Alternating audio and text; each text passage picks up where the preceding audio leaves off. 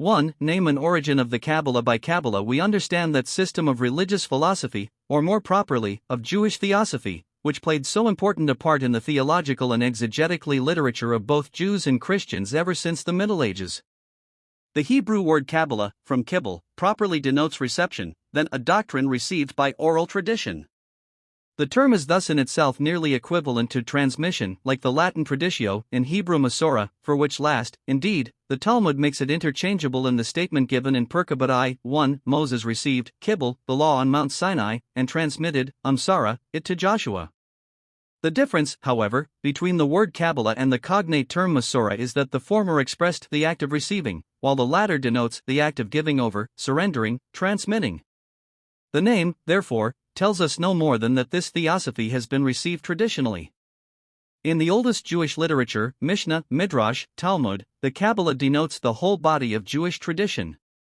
The name is even applied to the prophetic writings of the Old Testament, and the Hagiographa, in contradistinction to the Pentateuch.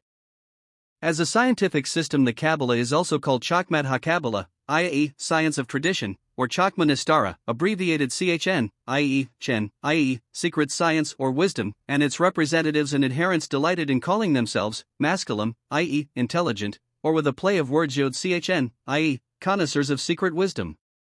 Having defined the term Kabbalah, which was still commonly used for oral tradition in the 13th and 14th centuries even after the technical sense of the word was established, we must be careful to distinguish between Kabbalah and mysticism. Like other Eastern nations, the Jews were naturally inclined to theosophical speculation, and though this tendency may have been repressed by the definite teaching of revelation as long as they were confined within the sacred boundaries of Palestine, it found a freer scope after the exile. There were two subjects about which the Jewish imagination especially busied itself: the history of the creation, and the Merkabah, or the divine apparition to Ezekiel. Both touch the question of God's original connection with his creatures, and that of his continued intercourse with them. They treat of the mystery of nature and of providence, especially of revelation, and an attempt is made to answer the question, how the infinite God can have any connection or intercourse with finite creatures. It is difficult to say how far it is possible to trace with certainty Jewish mysticism. Even in the book of Sirach, Eklis, 49:8, it is the special praise of Ezekiel that he saw the chariot of the cherubim. When we come to the period of the Mishnah, we find the existence of a body of esoteric doctrine already presupposed. It is laid down that no one ought to discourse the history of creation, Gen I, with 2, or the chariot, Ezek I, with 1, unless he be a scholar who has knowledge of his own, Chagiga 2:1. Further allusions to these mysterious doctrines occur in the Talmud, but any rash investigation of them was discouraged, as is shown by the story of the 4 sages in the enclosed garden, i.e., who were engaged in theosophical studies.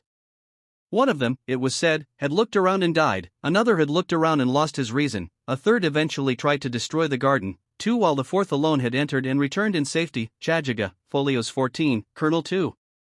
Little by little mysticism made its way from Palestine into Babylonia and found many followers. Its adepts called themselves men of faith. They boasted of possessing the means of obtaining a view of the divine household. By virtue of certain incantations, invocations of the names of God and the angels, and the recitation of certain prayer-like chants, combined with fasting and an ascetic mode of living, they pretended to be able to perform supernatural deeds. For this purpose they made use of amulets and cameos, and wrote upon them the names of God and the angels with certain signs. Miracle working was a trifle to these mystics. The books which they wrote only gave hints, and only those were initiated into the mystic secrets, in whose hand and forehead the adepts pretended to discover lines that proved them to be worthy of being initiated. Origin of the Kabbalah. Deferring until later the works belonging to this period, we will now speak of the origin of the Kabbalah. Although the name Kabbalah in its pregnant meaning is first used in the 13th century, yet Jewish tradition claims a high antiquity for the Kabbalah and traces it back, among others, to 3 famous Talmudists, as the proper founders of the Kabbalah, viz. Rabbi Ismail ben Elisa, about 121 AD, Nechenja ben Hakana, about 70 AD, and especially Simon ben Jokai, about 150 AD, 3 the reputed author of the Zohar. Whatever may be the claims of these traditions, they must be rejected. The mystical speculations of the Kabbalah are entirely foreign to older Judaism, especially original Mosaism. It is true that the Talmud contains many things concerning God, heaven, hell, world, magic, etc., but these things were generally assigned to some individuals, and are elements derived from Parsism and Neoplatonism, and much as the Talmud and Midrash may otherwise speak of the three teachers mentioned before, such things are not recorded of them. The Kabbalah as a mystical system and its development as such undoubtedly belongs to the Middle Ages, beginning probably with the 7th century of our era, and culminating in the book Zohar. A fuller and more mature development of the Kabbalah is due to the speculations of later masters. The origin of the Kabbalah belongs to that period in which Judaism on the one hand was permeated by a crude anthropomorphic notion of the deity, whereas on the other hand Platonism and Aristotelianism strove for the ascendancy in formulating the fundamental doctrines of Jewish belief. With Moses Maimonides, 1135 to 1204, rationalism had reached its climax. The injunctions of the Bible were only to be explained by the light of reason. Only the simple, primary or literary sense, peshet, of the scripture was recognized. The existing allegorical interpretation, dirush, was considered either as rabbinical fancy, or one saw in it only a poetical form. Even the Talmud had been systematized and codified. Religion had become a more or less meaningless opus operatum. Philosophy had always been treated as something secondary, which had nothing to do with practical Judaism, as it is daily and hourly practiced. Maimonides, on the other hand, had introduced it into the holiest place in Judaism, and, as it were, gave Aristotle a place next to the doctors of the law. Instead of unifying Judaism, Maimonides caused a division, and the Maimonists and anti-Maimonists opposed each other. A reaction came and the Kabbalah stepped in as a counterpoise to the growing shallowness of the Maimonists' philosophy. The storm against his system broke out in Provence and spread over Spain. The latter country may be considered as the real home of the Kabbalah.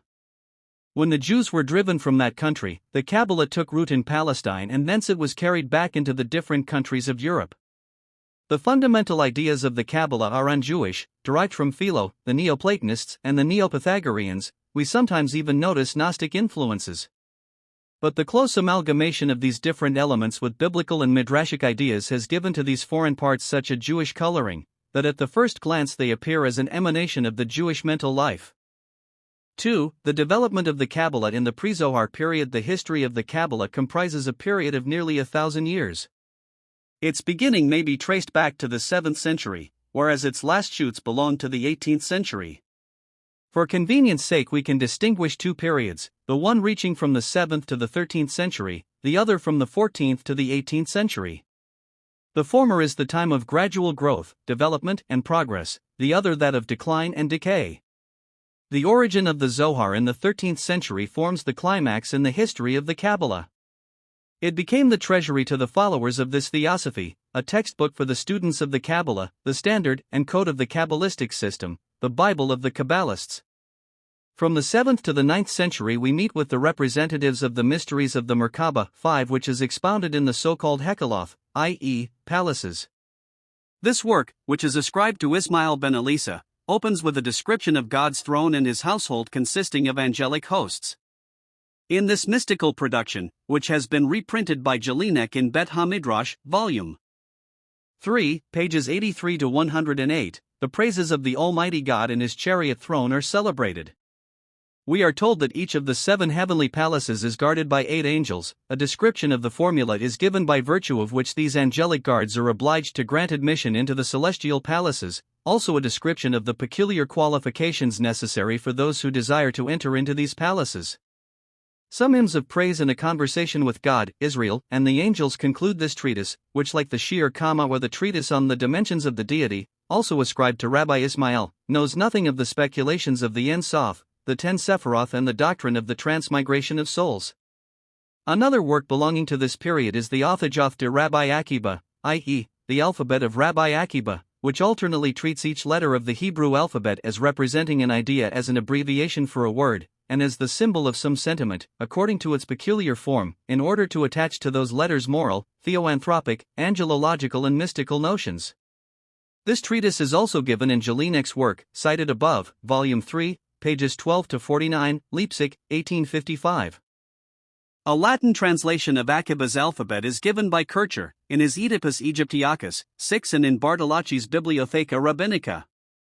7 Bodenschatzen is Kirchliche Verfassung der Jüdischen Juden, Erlangen, 1748, gives in Part 3, page 15, the following specimen, on the words, "The Lord is nigh unto them that are of a broken heart." PS 34:18, we read, "All who are of a broken heart are more agreeable before God than the ministering angels, because the ministering angels are remote from the divine majesty 360 million miles, as it is said in Isaiah 6. 2. Above it stood the seraphim, memal lo, where the word to by way of gematria means 36,000. This teaches us that the body of the divine majesty is 2,336,000 miles long. From his loins upward are 1,180,000 miles, and from his loins downward 118 times 10,000 miles. But these miles are not like ours, but like his, God's, miles. For his mile is 1,000,000 ells long, and his ell contains 4 spans and a hand's breadth, and his span goes from one end of the world to the other, as is said Isaiah X 12, who has measured the waters in the hollow of his hand, and meted out heaven with the span. Another explanation is that the words "and meted out heaven with the span" denote that the heaven and the heaven of all heavens is only 1 span long, wide and high, and that the earth with all the abysses is as long as the sole of the foot, and wide as the sole of the foot, etc. etc. Another part of Akiba's alphabet is the so-called Book of Enoch, 8, which describes the glorification of Enoch and his transformation into the angel Metatron, regarding him as the little god in contradistinction to the great God. These mystical treatises came into existence in the course of time, and their teachings rapidly spread. So numerous became the disciples of mysticism in the 12th century that Maimonides found it necessary to denounce the system. Give no credence to the nonsense of the writers of charms and amulets, to what they tell you or to what you find in their foolish writings about the divine names, which they invent without any sense, calling them appellations of the deity, and affirming that they require holiness and purity and perform miracles.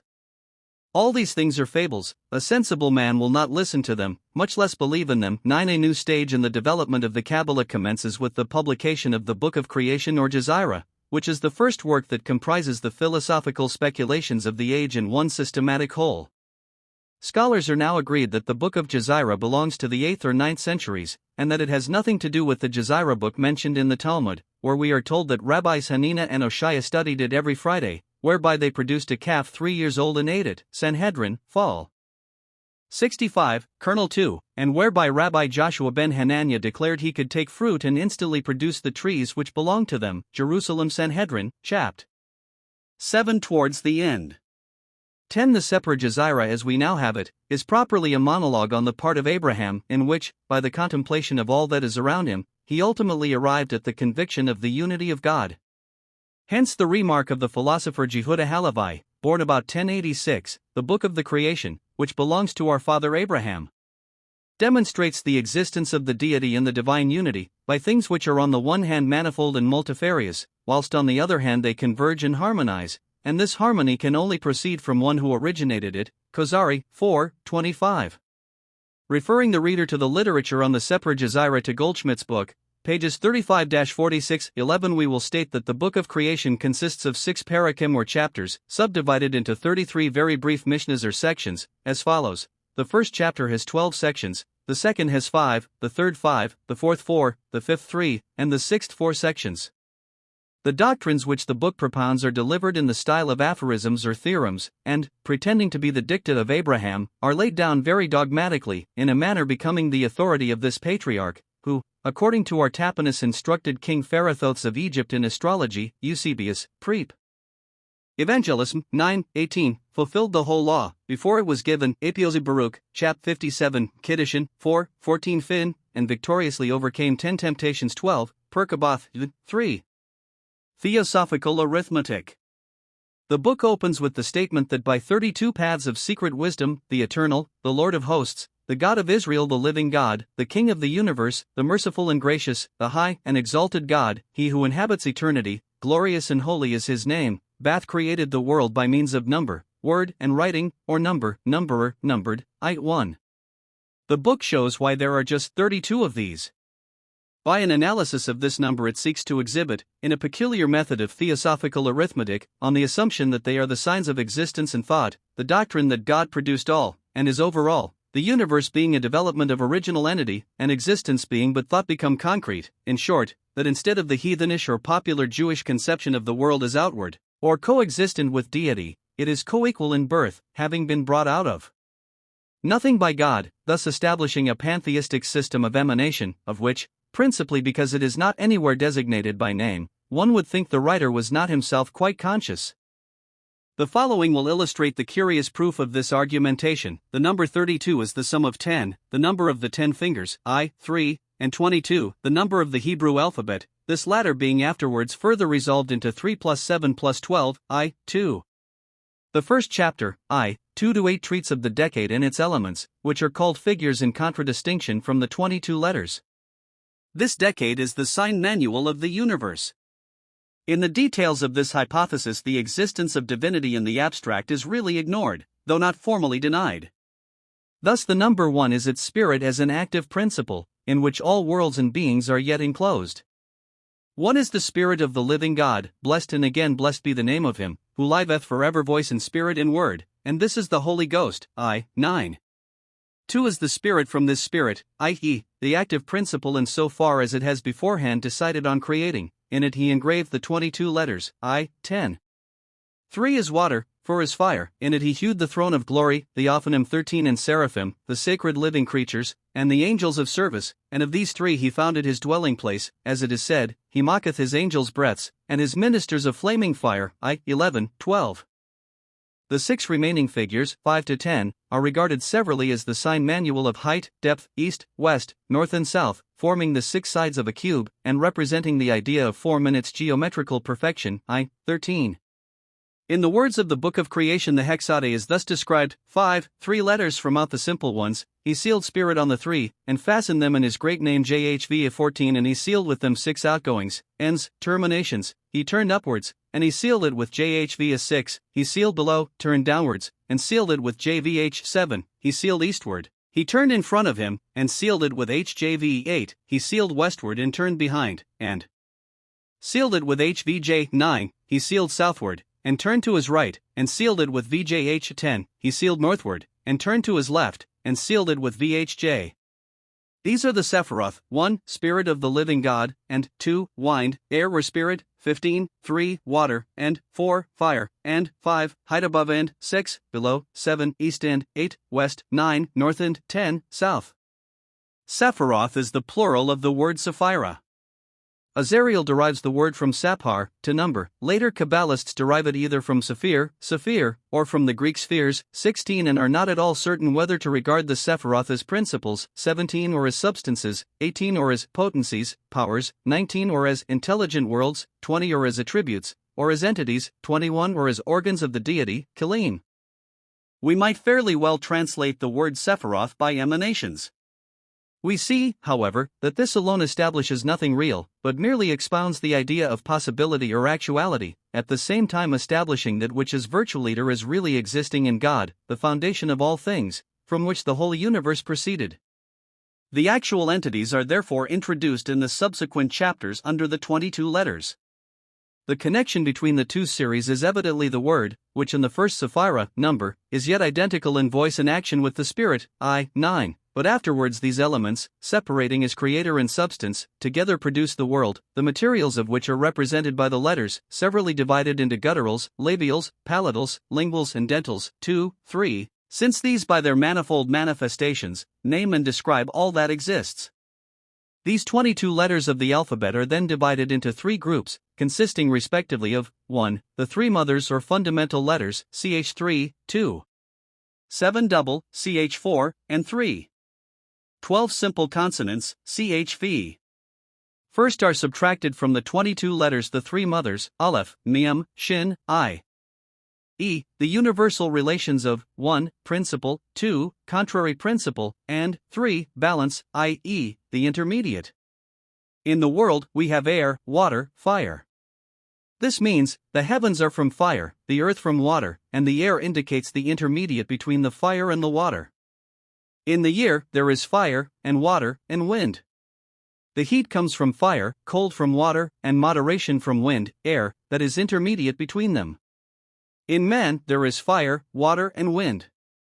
The head is from fire, the belly from water, and the body from wind that is intermediate between them. The three mothers or fundamental letters are followed by the seven duplicate letters Beth, Gimel, Daleth, Kaf, P, Resh, Tau. 22 duplicate, because they are opposite as life and death, peace and evil, wisdom and folly, riches and poverty, grace and ugliness, fertility and desolation, rule and servitude. 4. 1. These seven duplicate letters correspond to the seven outgoings, above and below, east and west, north and south, and the holy temple in the middle, and it upbears the whole. 4. 2.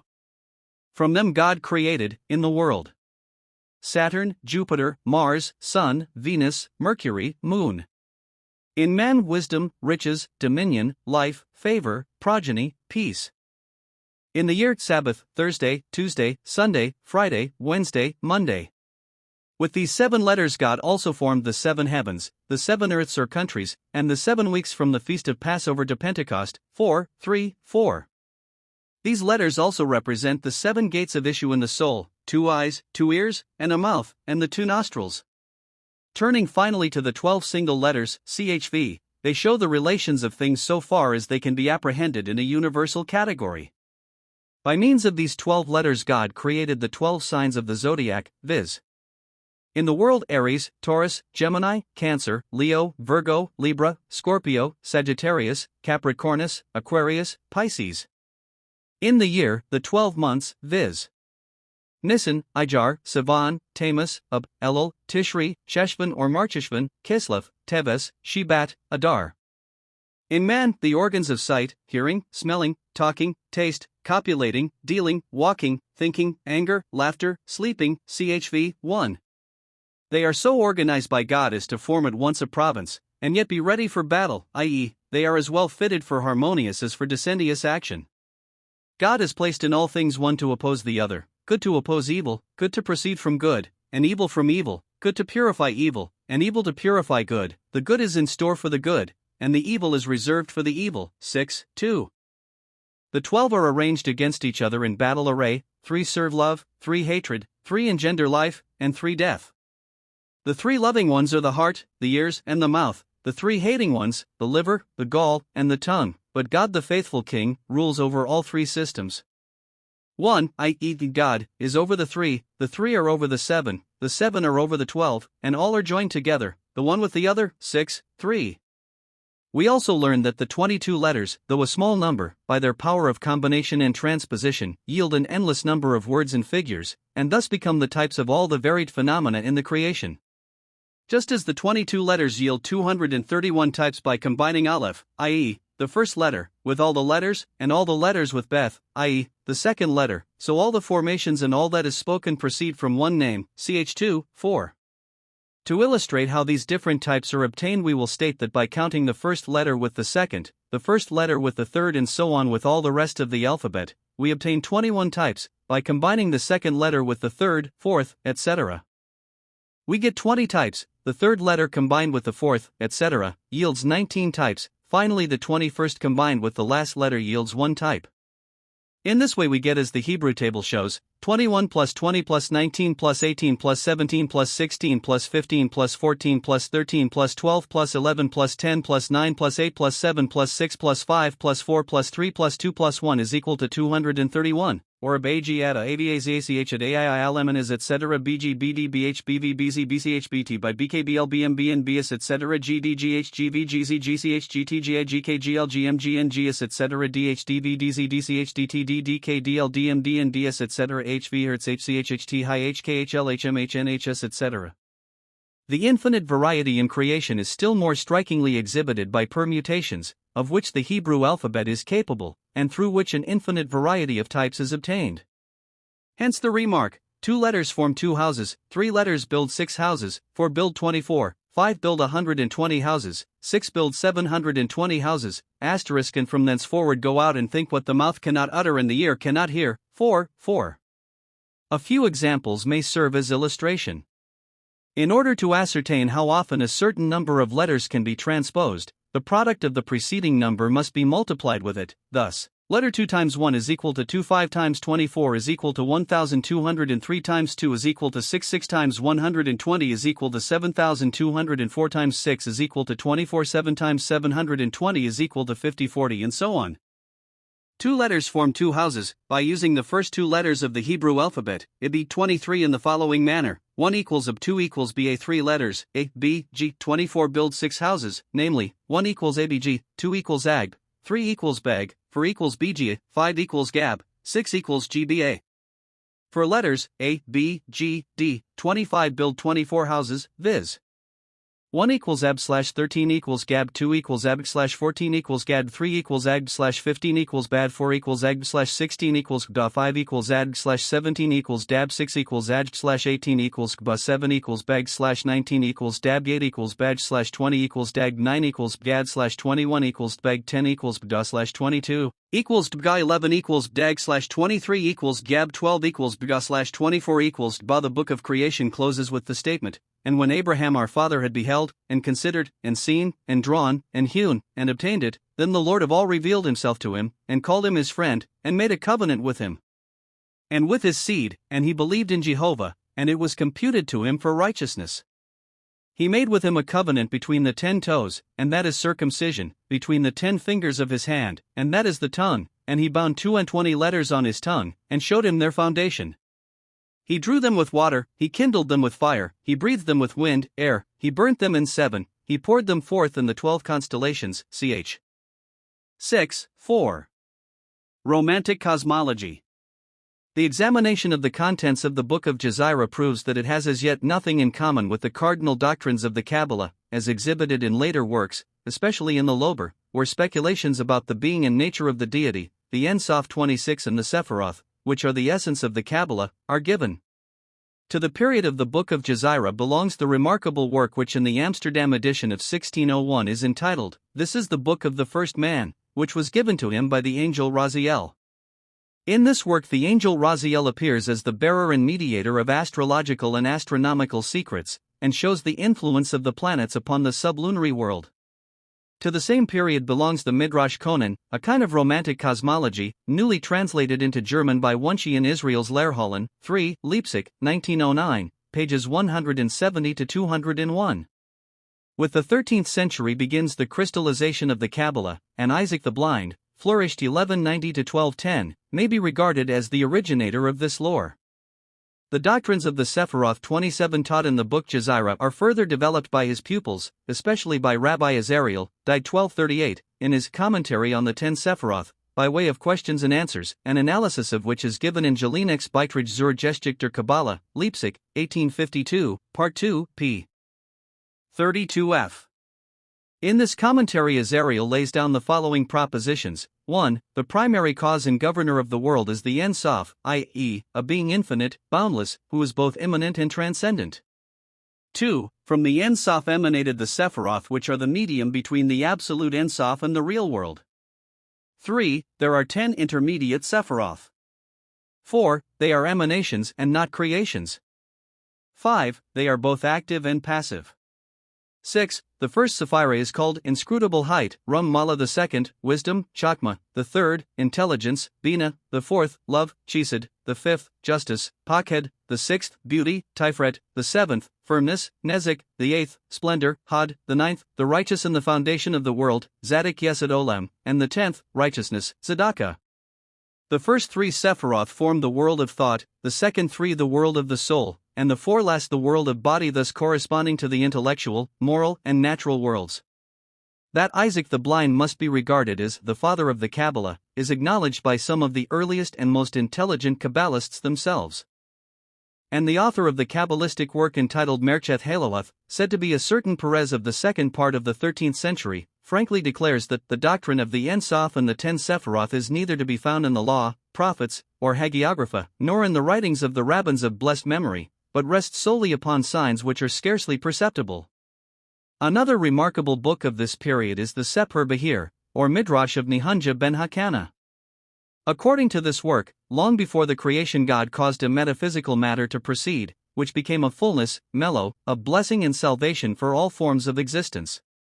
The 10 divine emanations, which are not yet called Sephiroth, but Mamarim and appear as categories endowed with creative power, are connected with the attributes, mitzvot, of God as well as with his fingers and other members.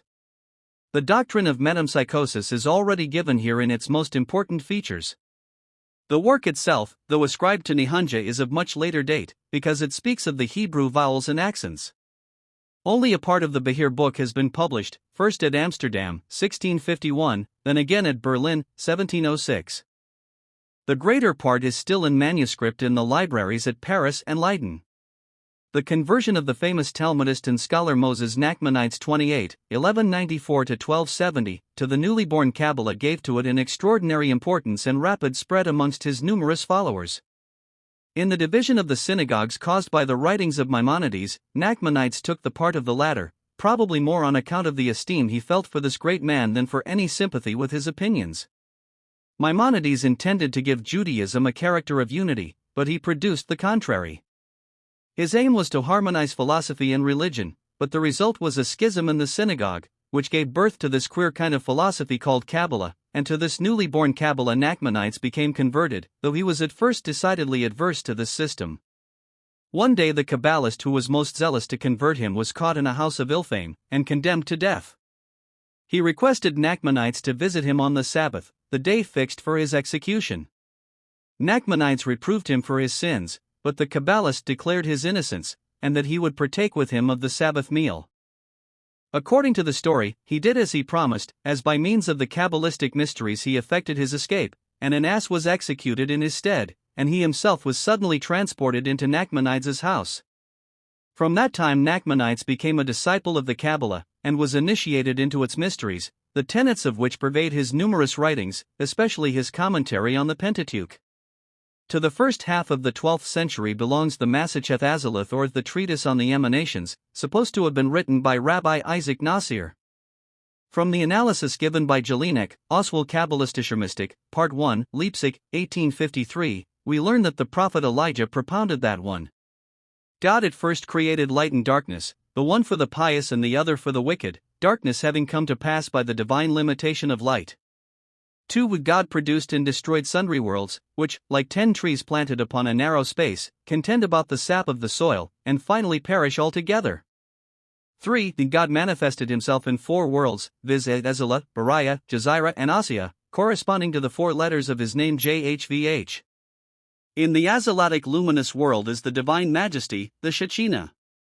In the Beriatic world are the souls of the pious, all the blessings, the throne of God, who sits on it in the form of Acterial, the crown of God, the first Sapphira Keter, and the 7 different luminous and splendid regions.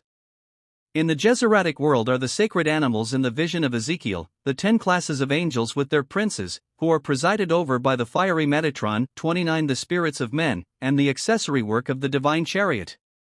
In the Asalatic world are the Ophanim, the angels who receive the prayers, who are appointed over the will of man, who control the action of mortals, who carry on the struggle against evil, and who are presided over by the angelic prince Sinadelphin. 34. The world was founded in wisdom and understanding, Prov 3. 13. And God in his knowledge originated 50 gates of understanding. 5. God created the world as the book Jezira already teaches by means of the 10 Sephiroth, which are both the agencies and qualities of the deity. The 10 Sephiroth are called crown, wisdom, intelligence, mercy, fear, beauty, victory, majesty and kingdom. They are merely ideal and stand above the concrete world, pages 2, 3. The conversion of Tadros ben Joseph Halabai Abulafia, 1234–1304, to the Kabbalah, gave to this science a great influence, on account of Abulafia's distinguished position as physician and financier in the court of Sancho IV, King of Castile. The influence of Abulafia, whose works are still in manuscript, can be best seen from the fact that 4 Kabbalists of the first rank ranged themselves under his banner and dedicated their compositions to him. These 4 Kabbalists were Isaac ibn Latif or Alatif, Abraham Abulafia, Joseph Jacatilla, and Moses de Leon, all Spaniards. Mysteries of the Kabbalah. Isaac ibn Latif, about 1220–1290, starting with the thought that a philosophical view of Judaism was not the right road to the sanctuary, endeavored to combine philosophy with Kabbalah. He laid more stress than his predecessors on the close connection between the spiritual and the material world, between God and his creation. For the Godhead is in all, and all is in it. In soul-inspiring prayers the human spirit is raised to the world spirit, Sechel Hapol, to which it is united in a kiss, and, so influencing the deity, it draws down blessings on the sublunar world. But not every mortal is capable of such spiritual and efficacious prayer, therefore the prophets, the most perfect men, were obliged to pray for the people, for they alone knew the power of prayer. The unfolding and revelation of the deity in the world of spirits, spheres and bodies alatif explained by mathematical forms. The mutual relation thereof is the same as that of the point extending and thickening into a line, the line into the plane into the expanded body. An enthusiastic contemporary of Alatif was Abraham ben Samuel Abulafia 31, born at Saragossa, 1240, died 1291. He was an eccentric personage, full of whims, and fond of adventures. Not satisfied with philosophy, he gave himself to the mysteries of the Kabbalah in their most fantastic extremes, as the ordinary doctrine of the Sephiroth did not satisfy him. He sought after something higher, for prophetic inspiration. Through it he discovered a higher Kabbalah, which offered the means of coming into spiritual communion with the Godhead, and of obtaining prophetic insight. To analyze the words of Holy Writ, especially those of the divine name, to use the letters as independent notions, notarikon, or to transpose the component parts of a word in all possible permutations so as to form words from them, serif, or finally to employ the letters as numbers, gematria, are indeed means of securing communion with the spirit world, but this alone is not sufficient. To be worthy of a prophetic revelation, one must lead an ascetic life, retire into a quiet closet, banish all earthly cares, clothe himself in white garments, wrap himself up with talith, i.e., the fringed garment, and phylacteries, and devoutly prepare his soul, as if for an interview with the deity. He must pronounce the letters of God's name at intervals, with modulations of the voice, or write them down in a certain order under divers energetic movements, turnings and bendings of the body, till the mind becomes dazed and the heart is filled with a glow. When one has gone through these practices and is in such a condition, the fullness of the Godhead is shed abroad in the human soul, the soul then unites itself with the divine soul in a kiss, and prophetic revelation follows quite naturally. In this way he laid down his Kabbalah, in antithesis to the superficial or baser Kabbalah, which occupies itself with the Sephiroth, and, as he jibingly said, erects a sort of ten-unity instead of the Christian Trinity. Abulafia went to Italy, and in Urbino he published, 1279, prophetic writings, in which he records his conversations with God. In 1281 he undertook to convert the Pope, Martin IV, to Judaism. In Messina he imagined that it was revealed to him that he was the Messiah, and announced that the restoration of Israel would take place in 1296. Many believed in him and prepared themselves for returning to the Holy Land. Others, however, raised such a storm of opposition that Abulafia had to escape to the island of Comino, near Malta, about 1288, where he remained for some time, and wrote sundry Kabbalistic works. Of his many works Jelinek published his rejoinder to Solomon ben Adareth, who attacked his doctrines and pretensions as Messiah and Prophet. 32. A disciple of Abulafia was Joseph Jacatilla of Medina Kelly, who died in Penjafil after 1305. He, too, occupied himself with the mysticism of letters and numbers, and with the transposition of letters. His writings are in reality only an echo of Abulafia's fancies, the same delusion is apparent in both. Jacatilla's system is laid down in his Jinnith Egos, i.e., Garden of Nuts, published at Hanau, 1615, and Shari Ora, i.e., The Gate of Light, first published at Mantua, 1561, in Krakow, 1600, and translated into Latin by Nor von Rosenroth in the first part of his Kabbalah Denudata, Sulzbach, 1677-78.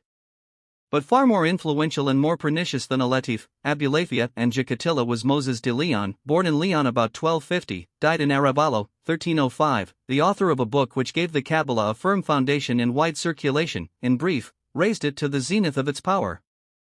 This book is known by the name of Zohar or Splendor. At first he published his productions under his own name, about 1285. But as his writings were not sufficiently noticed, and brought him but little fame and money, he hit upon a much more effective means and commenced the composition of books under feigned but honored names. If he put the doctrines of the Kabbalah into the mouth of an older, highly venerated authority, he was sure to be successful in every respect. And he selected for this purpose the Tannite Simon ben Jokai, 33, who according to tradition spent 13 years in a cave, solitary and buried in profound reflection, and whom ancient mysticism represented as receiving revelations from the prophet Elijah.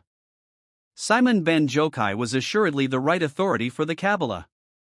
But he must not write or speak Hebrew, but Chaldee, a language peculiarly fit for secrets, and sounding as if from another world. And thus there came into the world a book, the Zohar, which for many centuries was held by the Jews as a heavenly revelation, and was studied even by Christians. 3. The Zohar. The titles of the Zohar vary. It is called Midrash of Rabbi Simon ben Jokai, from its reputed author, Midrash, let there be light, from the words in Genaiaphor, more commonly Seper HaZohar, from Dan 12. 3. Where the word Zohar is used for the brightness of the firmament. The title in full is Seper HaZohar al HaTorah, Miash Elohim Kodesh, Humor Miad HaTerah or Simon ben Jokai, etc., i.e., the Book of Splendor on the Law, by the very holy and venerable man of God, the Tanaite Rabbi Simon ben Jokai, of blessed memory. The Editio Princeps is the one of Mantua, 3 volumes, 1558 to 1560, and has often been reprinted. The best edition of the Book of Zohar is that by Christian Nor von Rosenroth, with Jewish commentaries, Sulzbach, 1684, folios, to which his rare Cabala Denudita, 1677 to 1684, forms an ample introduction. This edition was reprinted with an additional index, Amsterdam, 1714, 1728, 1772, 1805, 3 volumes. Recent editions of the Zohar were published at Breslau, 1866, 3 volumes, Livorno, 1877-78, in 7 parts, and Wilna, 1882, 3 volumes, 1882-83 in 10 parts, containing many commentaries and additions. The body of the work takes the form of a commentary of a highly mystic and allegorical character extending over the entire Pentateuch, but the Zohar is not considered complete without the addition of certain appendices attributed to the same author or to some of his personal or successional disciples. These supplementary portions are 1. Sifra Ditzanayatha, i.e., the Book of Secrets or Mysteries, contained in Volume 2, 176 to 178. It contains 5 chapters and is chiefly occupied with discussing the questions involved in the creation. In the 2nd and 3rd chapters, the prophet Elijah communicates the secret which he learned in the heavenly school, that before the creation of the world God was unknown to man, but made known his essence after the creation of the world. The history of the creation is represented under the figure of a scale, which adjusts the opposite aspects of God before and after the creation. This portion has been translated into Latin by Rosenroth in the 2nd volume of his Cabala Denudita, Frankfurt on the Main, 1684, Englished by Mathers, Loch Sit, pages 43 to 108. 2. Itera Rabbah, i.e., the Great Assembly, referring to the community or college of Simon's disciples in their conferences for Kabbalistic discussion. These discussions are chiefly occupied with a description of the form and various members of the deity, a disquisition on the revelation of the deity, in his 2 aspects of the aged and the young, to the creation and the universe, as well as on the diverse gigantic members of the deity, such as the head, the beard, the eyes, the nose, etc. etc., a dissertation on pneumatology, demonology, etc., etc. This part is generally found in Volume 3, pages 127b-145a, and has been translated into Latin by Rosenroth, Loch Sit, and Englished by Mathers, pages 109 to 257. 3. Itera Zuta, i.e., the small assembly, referring to the few disciples who still assembled for Kabbalistic discussion towards the end of their master's life or after his decease. It is to a great extent a recapitulation of the Itera Rabbah, and concludes with recording the death of Simon ben Jokai, the sacred light and the medium through whom God revealed the contents of the Zohar. This part is found in Volume 3, 287b-296b, and from the Latin of Rosenroth, Volume 2 of the Cabala Denudita, it has been Englished by Mathers, pages 259 to 341. To these 3 larger appendices are added 15 other minor fragments, viz. For Saba, i.e., the aged man, also called Saba Demishpatim, or the Discourse of the Aged in Mishpatim, given in 294a-114a. The aged is the prophet Elijah who holds converse with Rabbi Simon about the doctrine of metempsychosis, and the discussion is attached to the sabbatic section called Mishpatim, i.e., Exodus 21, L24. 18:5. Midrash Ruth, a fragment. 6. Seper Habahir, i.e., the Book of Clear Light. 7 and 8. Tosefta and Matanatan, i.e., small additional pieces, which are found in the 3 volumes. 9. Rea Mihemna, i.e., the Faithful Shepherd, found in the 2nd and 3rd volumes. The Faithful Shepherd is Moses who holds a dialogue with Rabbi Simon, at which not only the prophet Elijah is present, but Abraham, Isaac, Jacob, Aaron, David, Solomon, and even God himself make their appearance. 10. Hekaloth, i.e., the palaces, found in the first and second volumes, treats of the topographical structure of paradise and hell. 11. Sither Torah, i.e., the secrets of the law. 12. Midrash HaNelam, i.e., the concealed treatise, in which passages of scripture are explained mystically. Thus Lot's two daughters are the two proclivities in man, good and evil, I. 110. It also discourses on the properties and destiny of the soul. 13. Reis de Razin, i.e., Mysteries of Mysteries, contained in 2:70-75a, is especially devoted to the physiognomy of the Kabbalah, and the connection of the soul with the body. 14. Midrash Chazith, on the Song of Songs. 15. Mamer Tachatzi, a discourse, so entitled from the first words, come and see. 16. Yanuka, i.e., the youth, given in 3:186a-192a, records the discourses delivered by a young man who, according to her, Simon, was of superhuman origin.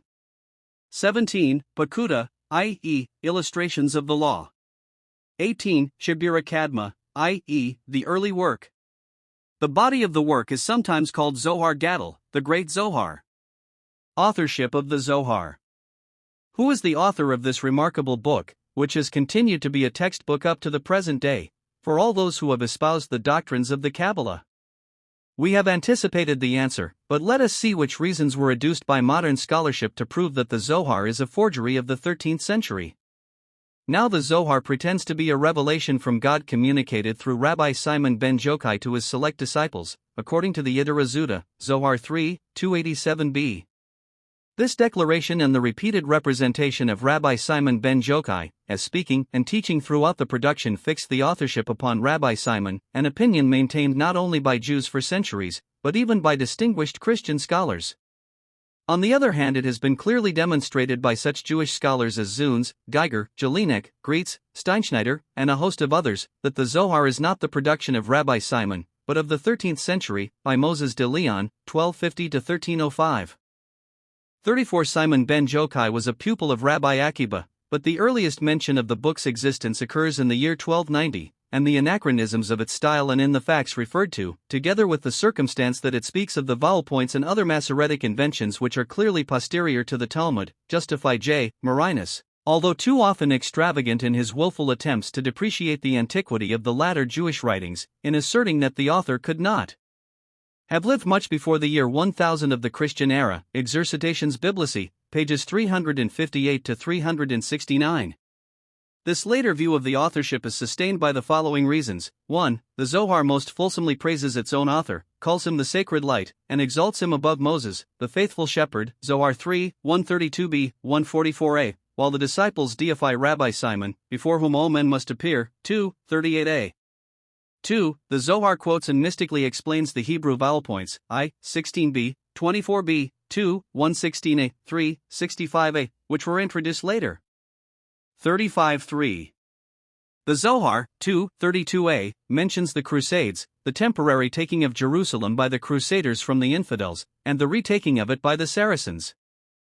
4. The Zohar, 3:212b, records events which transpired AD 1264.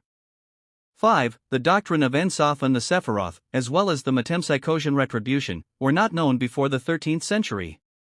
6. The very existence of the Zohar, according to the stanch Kabbalist Yehuda Chayoth, about 1500, was unknown to such distinguished Kabbalists as Nachmanides and Ben Adarath, 12351310. The first who mentions it is Tadros Abulafia, 1234-1306.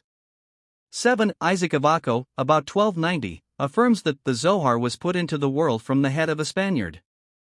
8. The Zohar contains passages which Moses de Leon translated into Aramaic from his works, e.g., the Sefer Hariman, as Jelinek has demonstrated in his Moses de Leon and Sein Verhaltnis zum Zohar, Leipzig, 1851, pages 21-36. See also Greitz, Geschichte der Juden, 7, 498, 2d edition, 1873, page 477 etc.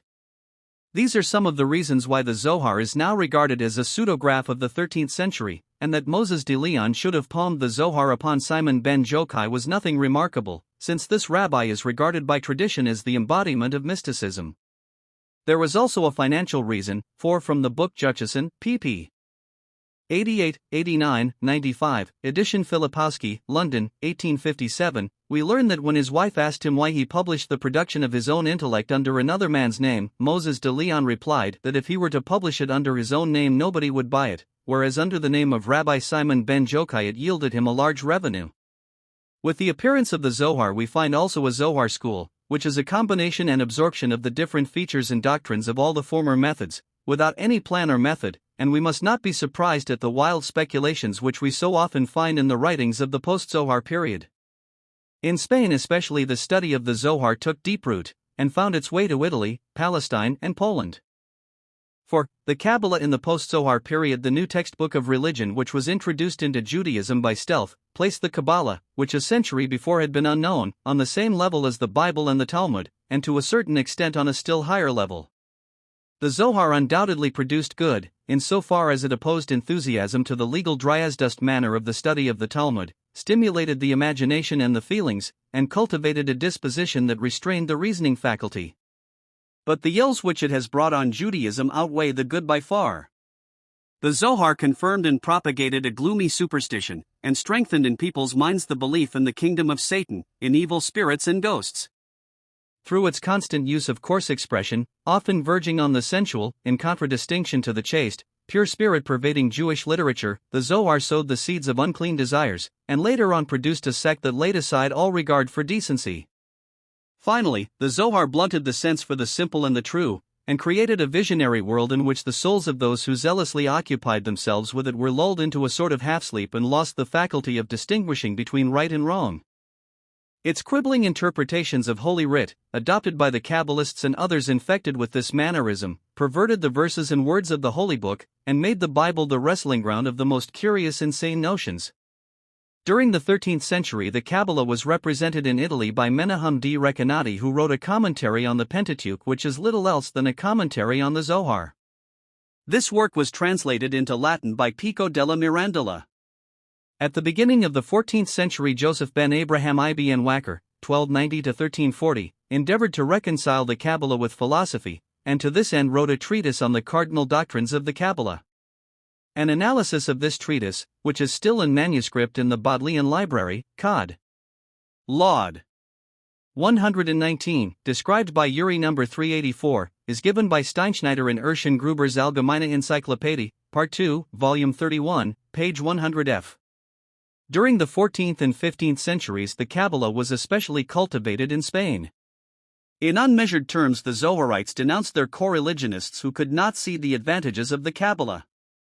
Prominent among the Zoharites was Abraham of Granada, who composed, between 1391 and 1409, a Kabbalistic work Berith Menuchat, The Covenant of Peace, Amsterdam, 1648, a farrago of strange names of the deity and the angels, of transposed letters, and jugglery with vowels and accents.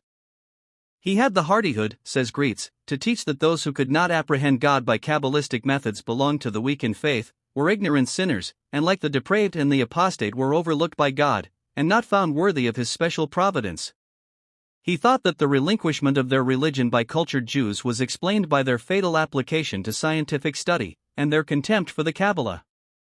On the other hand, he professed to see in the persecutions of 1391, and in the conversion of so many prominent Jews to Christianity, the tokens of the Messianic age, the suffering that must precede it, and the approach of the redemption. Another such writer was Shem Tab ben Joseph ibn Shem Tab, died 1430, author of Emunoth, i.e., Faithfulness, Ferrara, 1557, in which he attacks Jewish thinkers and philosophers as heretics, and maintains that the salvation of Israel depends upon the Kabbalah.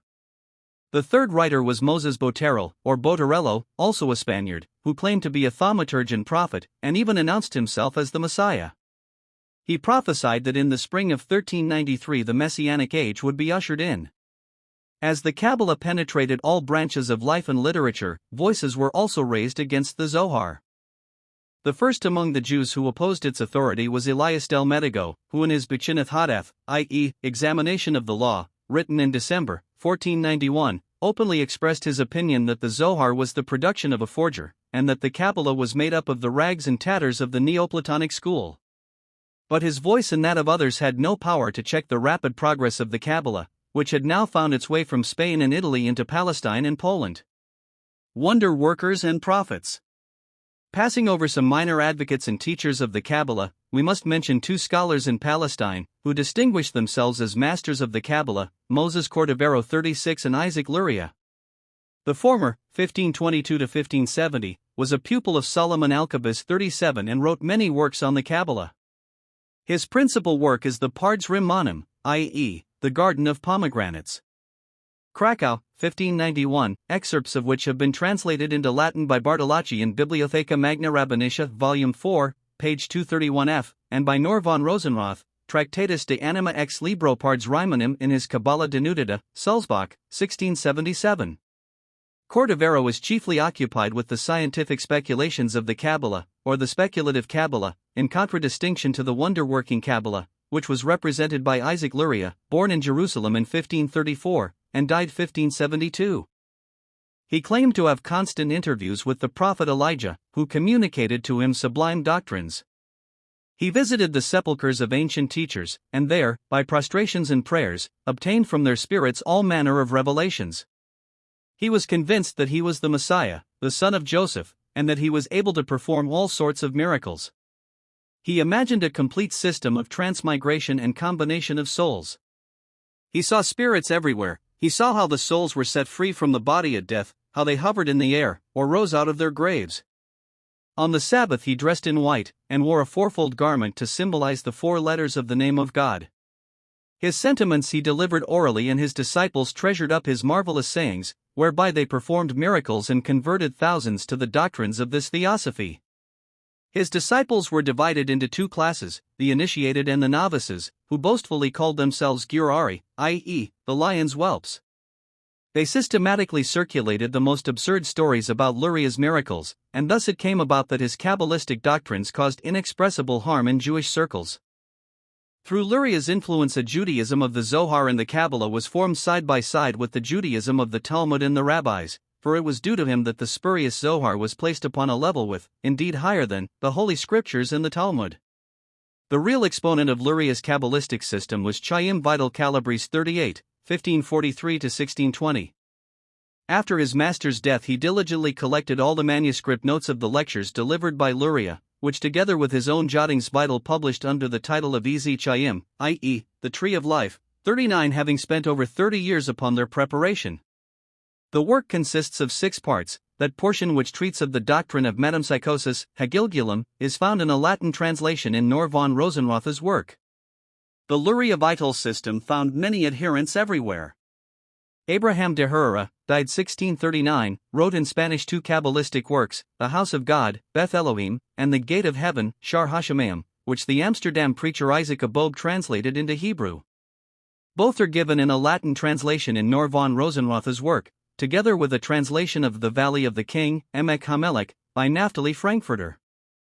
Besides these we may mention Isaiah Horwitz, died at Tiberias in 1629, author of Shne Looketh Habereth, abbreviated Sheila, i.e., the 2 Tables of the Covenant, a kind of real encyclopedia of Judaism on a Kabbalistic basis.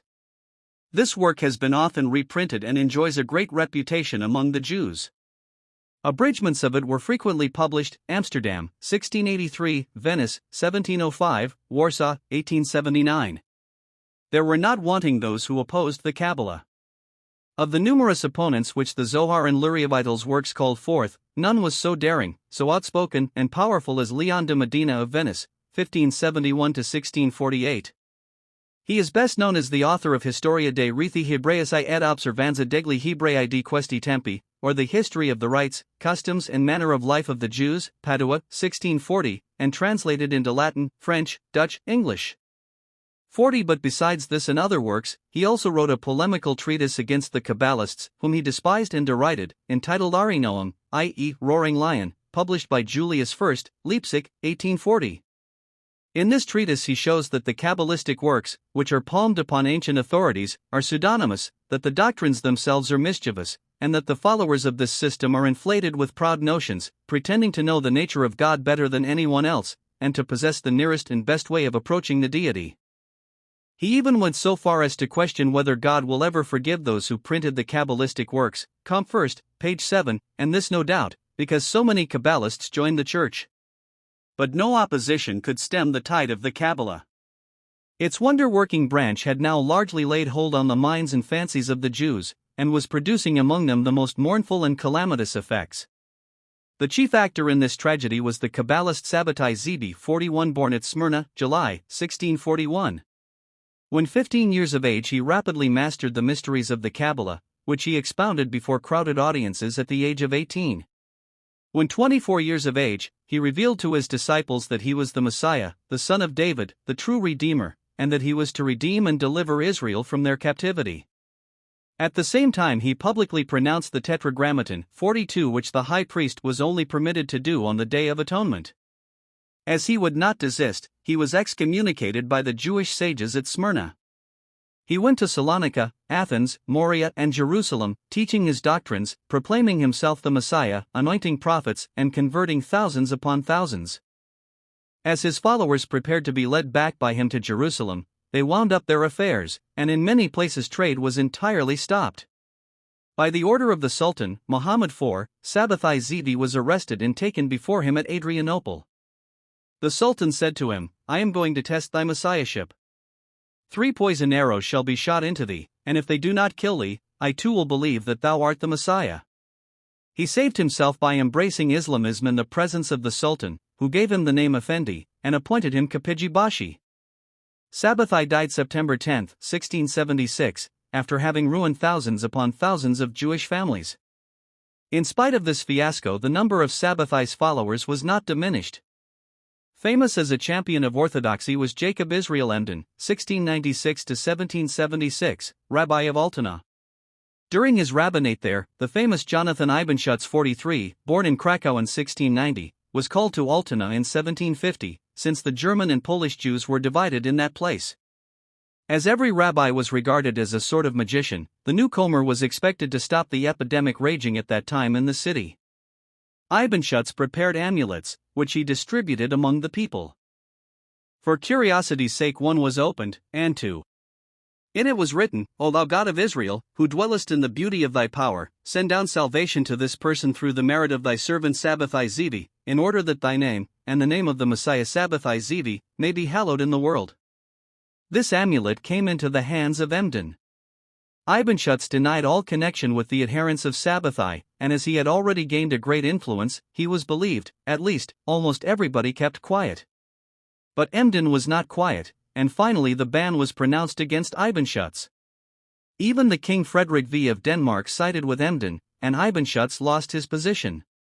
Being forsaken by his friends, Ibenschutz went to his former pupil, Moses Gerson Cohen, who after baptism took the name of Karl Anton. Anton wrote an apology in behalf of his teacher, which he dedicated to the King of Denmark. This and other influences had the effect that the whole affair was dropped and Ibenschutz was elected anew as rabbi of the congregation. Ibenschutz died in 1764 and was followed 12 years later by his opponent Emden. Both are buried in the Jewish cemetery of Altona. Another Zoharite was Jacob Frank, 44, Janki Lebowicz, the founder of the Jewish sect of the Frankists, born in Poland in 1712. He acquired a great reputation as a Kabbalist, and settled in Podolia, where he preached a new doctrine, the fundamental principles of which he had borrowed from the teachings of Sabbatai Zevi.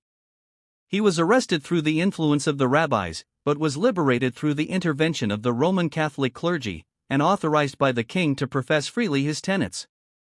His followers then, under the name of Zoharites and anti-Talmudists, suppressed their former adversaries in turn. As the papal nuncio at Warsaw declared against them, Frank and most of his adherents embraced Christianity. Frank continued to make proselytes and his sect increased in Poland and Bohemia. He lived in princely style on means furnished him by his followers, and died at Offenbach, in Hesse, December 10, 1791. The Kabbalists of the 18th century, with the exception of Moses Chaim Luzzatto, born 1707, died 1747, are of little importance. Modern influences gradually put a stop to the authority of the Kabbalah, and modern Judaism sees in the Kabbalah in general only an historical curiosity or an object of literary historical disquisitions. 5. The most important doctrines of the Kabbalah. After having become acquainted in previous chapters with the principal actors in the Kabbalistic drama, we are now prepared to examine the tenets of the Kabbalah. different from the system as exhibited in the Book of Creation or Jazira is that of the Zohar, because the more difficult, since it embraces not merely the origin of the world, but likewise speculates on the essence of God and the properties of man. In other words, it treats of theology, cosmology, and anthropology. Starting from the idea of the Supreme Being as boundless in his nature, which necessarily implies that he is in absolute unity and inscrutable, and that there is nothing without him. God is called Ein Sof, i.e., endless, boundless. In this boundlessness God cannot be comprehended by the intellect, nor described in words, for there is nothing which can grasp him and depict him to us. 45 And as such he is in a certain sense not existent, since, as far as our mind is concerned, that which is incomprehensible does not exist.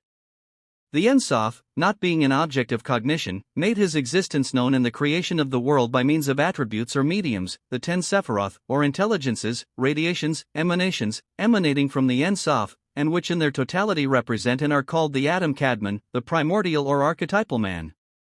The first Sephira is called Kether, crown, the second Chakma, wisdom, the third Bina, intelligence, the fourth Chesed, mercy, the fifth Din, judgment, the sixth Tifereth, beauty, the seventh Nezek, splendor, the eighth Had, majesty, the ninth Jesed, foundation, the 10th Melchith, kingdom. Now the first Sephira, which is called the crown, the aged, 46 the primordial or the smooth point, 47 the white head, the long face, macroprosopon, the inscrutable height, 48 contained the other 9 Sephiroth and gave rise to them in the following order. From the first Sephira proceeded a masculine or active potency designated, 2 Chakma, wisdom, and an opposite, i.e.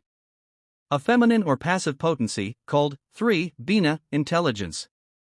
These two opposite potencies are joined together by the first potency, and thus yield the first triad of the Sephiroth. From the junction of the foregoing opposites, which are also called father, Abba, and mother, Emma, emanated again the masculine or active potency called, 4 Chesed, mercy or love, also Gedula, greatness, and from this again emanated the feminine or passive potency called, 5 Din, judgment, also Gebura, judicial power. From this again emanated the uniting potency, 6 Tifereth, beauty. We have thus the second trinity of the Sephiroth. Now beauty beamed forth the masculine or active potency, 7 Nezek, splendor, and this again gave rise to, 8 the feminine or passive potency Had, majesty. From it again emanated, 9 Jesed, foundation, which yields the third trinity. From Jesed finally emanated, 10 Melchith, kingdom, also called Skekina. The Kabbalists delight in representing the 10 Sephiroth under different forms, now as Adam Kadmon, primordial or archetypal man, now as the Kabbalistic tree or the Elon, in which the crown is represented by the first Sephira and the root by the last. The divine man as to the Adam Kadmon, the crown represents the head, wisdom, the brains, intelligence which unites the two and produces the first triad, the heart or the understanding. The fourth and fifth Sephiroth, i.e., love and justice, are the two arms, the former the right arm and the latter the left, one distributing life and the other death. The sixth Sephira, beauty, uniting these two opposites and producing the second triad, is the chest. Firmness and splendor of the third triad represent the two legs, whereas foundation, the ninth Sephira, represents the genital organs, since it denotes the basis and source of all things. Finally, kingdom, the 10th Sephira, represents the harmony of the whole archetypal man. Now in looking at the Sephiroth which constitute the first triad, it will be seen that they represent the intellect, hence this triad is called by Azariel the intellectual world, Olam Muskal or Olam Hasechel. The second triad which represents moral qualities, is called the moral or sensuous world, Olam Murgash, also Olam Hanefesh, and the third, representing power and stability, is called the material world, Olam Mutba or Olam Hadaba. As concerns the Kabbalistic tree, the Elon HaKabbalah, the Sephiroth are so arranged that the first triad is placed above, the second and third are placed below, in such a manner that the 3 masculine Sephiroth are on the right, the 3 feminine on the left, whilst the 4 uniting Sephiroth occupy the center. According to another arrangement, the Sephiroth are so ordered that they form 3 pillars, a right one, Sitra Dimina, also Amuda di Chesed, i.e., the pillar of mercy, a left one, Sitra Dismala, also Amuda di Dina, i.e., the pillar of judgment, and a middle one, Amuda Deum Zaida. In the right pillar, to which belong the Sephiroth wisdom, love and firmness, is life, in the left with the Sephiroth intelligence, judgment, splendor, is death. The middle pillar comprises crown, beauty, foundation. The basis of all 3 pillars is the kingdom. So far as the Sephiroth represent the first manifestation of God, they form a world for themselves, an ideal world which has nothing to do with the real, material world. As such, it is now called the primordial, the archetypal man, Adam Kadmon, now the heavenly man, Adam Eli. As for the Adam Kadmon, different views exist in the Kabbalistic writings. He is sometimes taken as the totality of the Sephiroth, and he appears as a pre-Sephirotic first emanation and superior to them, by which God manifested himself as creator and ruler of the world, as it were a prototype, macrocosm, of the entire creation. In this case, it would seem as if the Adam Kadmon were a first manifestation, inserted between God and the world, so to say a second God. 49 or the divine word. 50 According to a later theorem, 4 worlds proceed by an emanation in different gradations. This is expressed by Ibn Latif thus: as the point extends and thickens into a line, the line into the plane into the expanded body, thus God's self-manifestation unfolds itself in the different worlds. In each of these 4 worlds the 10 Sephiroth recur. The first Sephira gave birth to the Olam Azala or world of emanation, containing the powers of the divine plan of the world. Its beings have the same nature as that belonging to the world of the Sephiroth or to the Adam Kadmon. This world, which is also called the Olam HaSephiroth, i.e., the world of the Sephiroth, is the seat of the Shekhinah. From the Olam Azala proceeded the Olam Beria or world of creation, in which according to Rabbi Isaac Nasir 51 are the souls of the saints, all the blessings, the throne of the deity, and the palaces of all spiritual and moral perfection. The Olam Beria gave birth to the Olam Jazira or world of formation, in which dwell the holy angels, whose prince is Metatron. 52 But there are also the demons, which on account of their grossly sensual nature are called Keliphoth, shells, and inhabit the planets and other heavenly bodies or the realm of the ether. The 4th world is called Olam Asiya, the world of action. Its substances consist of matter limited by space and perceptible to the senses in a multiplicity of forms. It is subject to constant changes, generations, arid corruptions, and is the abode of the evil spirit. Like the Talmud and the Midrash, the Zohar represents the optimistic view that the present world is the best. Thus we read, Zohar 3:292b, there were old worlds, which perished as soon as they came into existence, they were formless, and were called sparks. Thus the smith, when hammering the iron, lets the sparks fly in all directions. These sparks are the primordial worlds, which could not continue, because the sacred aged had not as yet assumed his form, of opposite sexes the king and queen, and the master was not yet at his work. And again we read, 3:61b, the Holy One, blessed be he, created and destroyed several worlds before the present one was made, and when this last work was nigh completed, all the things of this world, all the creatures of the universe, in whatever age they were to exist, before they entered into this world, were present before God in their true form. Thus are the words of Ecclesiastes to be understood. The thing that hath been, it is that which shall be, and that which is done is that which shall be done. Since the Kabbalists viewed all things from the anthropological point of view, they also transformed to the world of the Sephiroth the difference of sex. The male principle, called Abba, is white and of an active nature, appearing especially in the Sephira love, but also at the bottom of the 3 Sephiroth on the right side. The female principle, on the other hand, which owes its origin to the male principle, is red and of a receptive nature. It is mainly visible in the Sephira Justice, but is also at the bottom of the 3 Sephiroth on the left. The sign of the male principle is the Y, that of the female the H, and the divine name YHVH. What we learn is this: the Sephiroth teach that everything which exists is imperishable and like God. As nothing perishes in the world or is fully annihilated, thus the stamp and seal of divinity is stamped on all beings. God, as the invisible and endless, Ensof, became visible and intelligible by the Sephiroth. The human mind can come to him, can know and conceive him. The realm of evil. Besides the heavenly realm of the Sephiroth of light or of the good, there is also a realm of the Sephiroth of darkness or of evil. Over against the supreme emanation of light, the Adam Kadmon, stands as opponent the Adam Belial. The same is the case with every light Sephira, it is opposed by a Sephira of darkness. Thus both are related to one another as the right side to the left. The light Sephiroth form the right side, the darkness Sephiroth the left side, Sitra Akra.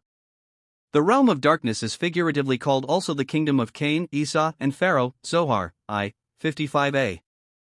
Like the kingdom of light, that of darkness has 10 degrees. As the kingdom of light is inhabited by good spirits, so the kingdom of darkness is inhabited by evil spirits, demons, shells. Their prince is called Samel, angel of poison or of death, his wife is called the harlot or the woman of whoredom. Both are thought of as having intercourse with each other, just as in the realm of light God as king has intercourse with Malkuth as queen. Through the influence of the evil powers, the creation is continually disturbed. Men are seduced to apostasy from God, and thus the kingdom of the evil grows and the Keliphoth or shells increase.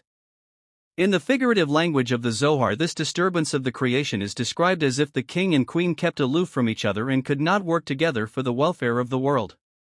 But this discord is finally harmonized by repentance, self-mortification, prayer, and strict observance of the prescribed ceremonies, and the original harmony of things is again restored. It must be observed, however, that the teaching about the opposition of the two kingdoms belongs to the later doctrines of the Kabbalah, and its development belongs to the 13th century.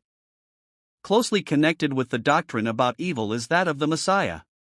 His coming takes place when the kingdom of the Keliphoth is overcome through the pious and virtuous life of men here on earth. Then also takes place the restoration of the original state of affairs, Tikkun.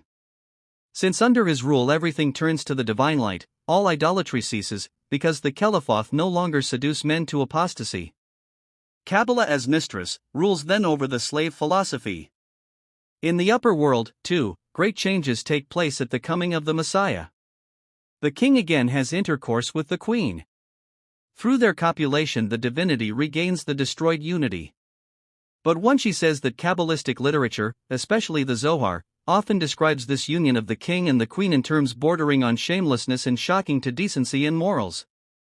The whole universe, however, was not complete, and did not receive its finishing stroke till man was formed, who is the acme of creation, and the microcosm uniting in himself the totality of beings.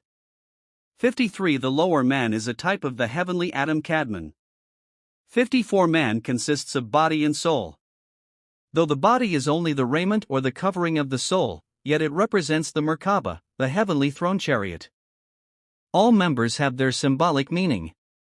Greater than the body is the soul, because it emanates from the Ein Sof and has the power to influence the intelligible world by means of channels, Zinneroth, and to bring blessings upon the netherworld. The soul is called Nefesh, life, Ruach, soul, and Neshama, spirit. As Neshama, which is the highest degree of being, it has the power to come into connection with God in the realm of light. As Ruach, it is the seat of good and evil. As Nefesh, it is immediately connected with the body and is the direct cause of its lower functions, instincts, and animal life. Psychology. Like Plato, Origen, etc., the Kabbalah teaches a pre-existence of the soul. 55. All souls destined to enter into human bodies existed from the beginning. Clad in a spiritual garb, they dwell in their heavenly abode and enjoy the view of the divine splendor of the Shekinah.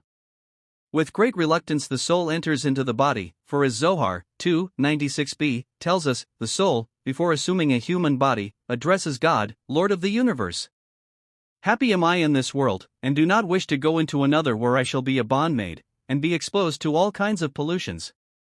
Here, too, we notice again the influence of Platonic and Philonian doctrines.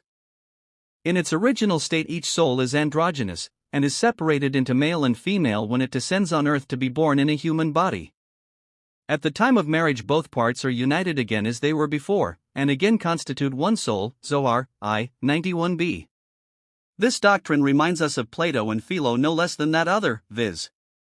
of Nu Mu Eta Sigma Iota, that the soul carries her knowledge with her to the earth, so that everything which she learns here below she knew already, before she entered into this world, Zohar 3:61b. Of great interest is the metempsychosis of the Kabbalah. How this doctrine, already espoused by the Egyptians, Pythagoreans and Plato, came into Jewish mysticism, is not yet fully explained. 56. But it is interesting to learn of the destiny of man and the universe according to the Kabbalists. It is an absolute condition of the soul to return to the infinite source from which it emanated, after developing on earth the perfections, the germs of which are implanted in it. If the soul, after assuming a human body, fails during its first sojourn on earth to acquire that experience for which it descends from heaven, and becomes contaminated by sin, it must re-inhabit a body again and again, till it is able to ascend in a purified state. This transmigration or Gilgul, however, is restricted to 3 times. And if 2 souls in their third residence in human bodies are still too weak to resist all earthly trammels and to acquire the necessary experience, they are both united and sent into one body, so that they may be able conjointly to learn that which they were too feeble to do separately. It sometimes happens, however, that it is the singleness and isolation of the soul which is the source of the weakness, and it requires help to pass through its probation. In that case, it chooses for a companion a soul which has more strength and better fortune. The stronger of the two then becomes as it were the mother. She carries the sickly one in her bosom, and nurses her from her own substance, just as a woman nurses her child.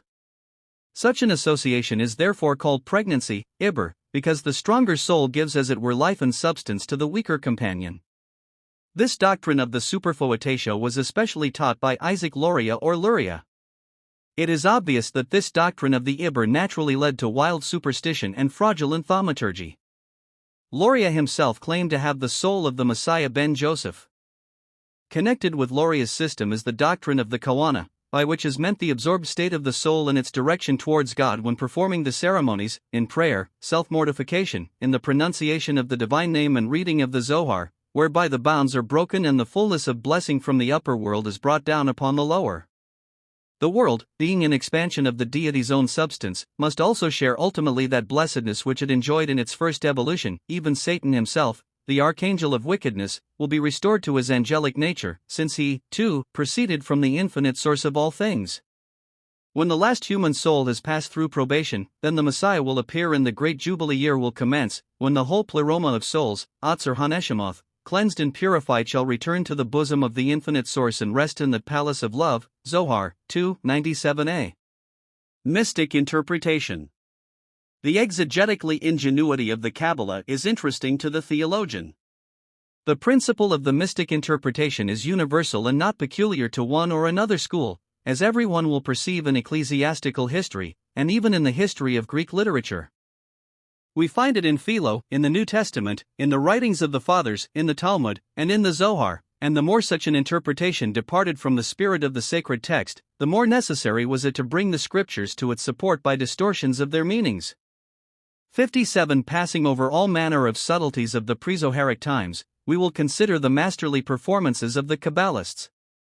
According to them, the letters, words and names of the scriptures contain divine mysteries of wondrous, mystical thoughts and ideas, of significant symbols and riddles, on which depends the continuance of the world. Zohar 2:99a. Is it conceivable, the Zohar makes one of Simon ben Jochai's circle exclaim, that God had no holier matters to communicate than these common things about Esau and Hagar, Laban and Jacob, Balaam's zest, Balak's jealousy of Israel, and Zimri's lewdness?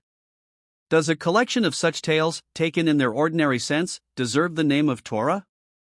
And can it be said of such a revelation that it utters the pure truth? If that is all the Torah contains, we can produce in our time a book as good as this, perhaps better. No, no. The higher, mystical sense of the Torah is its true sense. The biblical narratives resemble a beautiful dress which enraptures fools so that they do not look beneath it. This robe, however, covers a body, i.e., the precepts of the law, and this again a soul, a higher soul. Woe to the guilty, who assert that the Torah contains only simple stories, and therefore look only upon the dress. Blessed are the righteous, who seek the real sense of the law. The jar is not the wine, so stories do not make up the Torah. Ibid. 3:152a. Thus the Kabbalists attached little importance to the literal sense, yet not a single iota was to be taken from it and nothing was to be added to it. Ibid. 2:99. In order to elicit the mysteries from the scriptures, the Kabbalists employed certain hermeneutical canons, 58 viz. 1. Gematria, 59 i.e., the art of discovering the hidden sense of the text by means of the numerical equivalence of the letters. Thus from the Hebrew words, Vianei Shalosha, translated lo. 3. Men stood by him, in Gen 18:2, it is deduced that these three were the angels Michael, Gabriel, and Raphael, because the letters yield the numerical value of 701, viz. Equals 6 plus equals 5 plus equals 50 plus equals 5 plus equals 300 plus equals 30 plus equals 300 plus equals 5 is equal to 701, and the same number yields the words, viz. Equals 1 plus equals 30 plus equals 6 plus equals 40 plus equals 10 plus equals 20 plus equals 1 plus equals 30 plus equals 3 plus equals 2 plus equals 200 plus equals 10 plus equals 1 plus equals 30 plus equals 6 plus equals 200 plus equals 80 plus equals 1 plus equals 30 equals 701. A like figuring we find in the Epistle of Barnabas, ch. 9, with reference to the 318 servants of Abraham, mentioned in Gen 14. 14. The author lays stress upon the fact that in the Hebrew the 18 are mentioned first, and the 300 afterwards. In the 18 expressed by the Greek letters iota equals 10 and eta equals 8 he sees Jesus, iota eta sigma omicron upsilon sigma, and in the 300 he sees by the letter tau equals 300, the cross. With this canon may be compared the number oracle, by means of which one can tell from the number of the letters of the name and the dates of the birth important years and days in the life of a man. Thus, for instance, Emperor William I was born March 22, 1797, 3 plus 22 plus 1797 plus 7, number of the letters of the name equals 1829, the year of marriage, 1829 plus 1 plus 8 plus 2 plus 9 is equal to 1849, campaign to Baden, 1849 plus 1 plus 8 plus 4 plus 9 is equal to 1871, coronation as emperor, 1871 plus 1 plus 8 plus 7 plus 1 is equal to 1888, year of death. Napoleon III, born 4/20, 1808, 4 plus 20 plus 1808 plus 8, number of the letters of the name, equals 1840, the coup at Boulogne, 1840 plus 1 plus 8 plus 4 plus 0 is equal to 1853, first year as emperor, 1853 plus 1 plus 8 plus 5 plus 3 is equal to 1870, end of his rule. 62.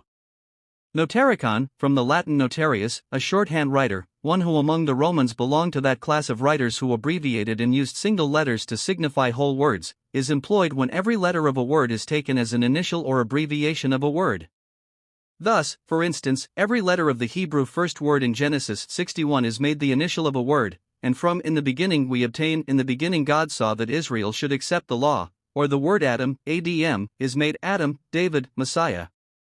Sometimes very curious and ingenious combinations are derived from this system. For instance, the word passim 62 used in the passage "and he made a coat of passim, many colors," Gen 37. 3, is made to indicate the misfortunes which Joseph experienced in being sold by his brethren to Potiphar, merchants, Ishmaelites, Midianites. 63. It appears that the Christian fathers sometimes made use of the same rule, as for instance Christ has been called by them iota chi theta upsilon sigma, fish, because these letters are the initials of the Greek words Jesus Christ, the Son of God, the Savior. 64. Thus St. Augustine tells us, De Civ. Dei, 18:23, that when they were speaking about Christ, Flacianus, a very famous man, of most ready eloquence, and much learning, produced a Greek manuscript, saying that it was the prophecies of the Erythraean Sibyl. In this he pointed out a certain passage that had the initial letters of the lines so arranged that those words could be read in them.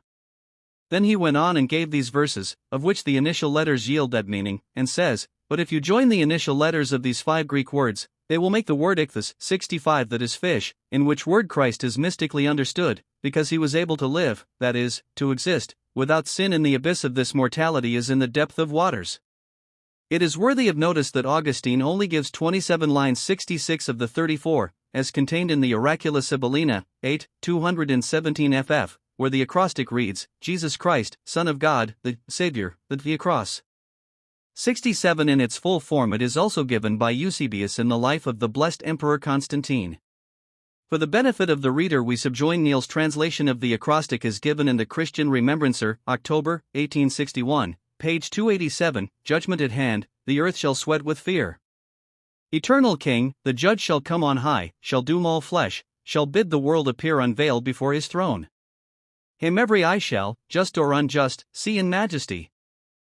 Consummate time shall view the saints assemble his own assessors, and the souls of men round the great judgment seat shall wait and tremble in fear of sentence, and the green earth then shall turn to desert. They that see the data moles and bats their gods shall cast away. Sea, earth, and heaven, and hell's dread gates shall burn, obedient to their call, the dead return, nor shall the judge unfitting doom discern. Of chains and darkness to each wicked soul for them that have been good, the starry pole. Gnashing of teeth, and woe, and fierce despair of such as hear the righteous judge declare deeds long forgot, which that last day shall bear. Then when each darkened breast he brings to sight, heaven's stars shall fall, and day be changed to night, efface the sunray, and the moon's pale light. Surely the valleys he on high shall raise, all hills shall cease, all mountains turn to plain, vessels shall no more pass the watery ways, in the dread lightning parchang earth shall blaze, Ogygian rivers seek to flow in vain. Unutterable woe the trumpet blast, re-echoing through the ether, shall forecast. Then Tartarus shall wrap the world in gloom, high chiefs and princes shall receive their doom, eternal fire and brimstone for their tomb. Crown of the world, sweet wood, salvation's horn rearing its beauty, shall for man be born, a wood, that saints adore, and sinners scorn, so from 12 fountains shall its light be poured, staff of the shepherd, and victorious sword. We may also state that words of those verses which are regarded as containing a peculiar recondite meaning are ranged in squares in such a manner as to be read either vertically or bostrafidinally beginning at the right or left hand. Again, the words of several verses are placed over each other, and the letters which stand under each other are formed into new words. This is especially seen in the treatment of 3 verses in Exodus 14:19-21, each containing 72 letters, which are believed to contain the 3 pillars of the Sephiroth and the divine name of 72 words. Now, if these 3 verses be written out one above the other, the first from right to left, the second from left to right, and the third from right to left, they will give 72 columns of 3 letters each. Then each column will be a word of 3 letters, and as there are 72 columns, there will be 72 words of 3 letters, each of which will be the 72 names of the deity. By writing the verses all from right to left, instead of bostrafidinally, there will be other sets of 72 names obtainable. The reader who is interested in these niceties will find ample information in Bartolacci, Bibliotheca Magna Rabbinica, 4, pages 230 ff3. Tamura or permutation. According to certain rules, one letter is substituted for another letter preceding or following it in the alphabet, and thus from one word another word of totally different orthography may be formed. Thus the alphabet is bent exactly in the middle, and one half is put over the other, and then by changing alternately the first letter or the first 2 letters at the beginning of the second line, 22 permutations are produced. These are called the table of the combinations of Tsiraf.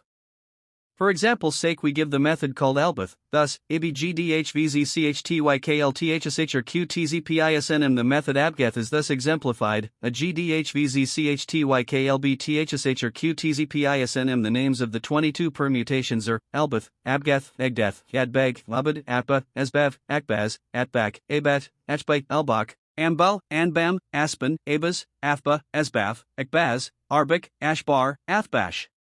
To these must be added as 23, Abgad, 24, Album. I will only remark that by the system called Athbash, it is found that the word Sheshak in Jah 25:26 is the same as Babel, and that Jerome is said to have confidently applied this system. 68. Besides these canons, the Kabbalah also sees a recondite sense in the form of the letters, as well as in the ornaments which adorn them.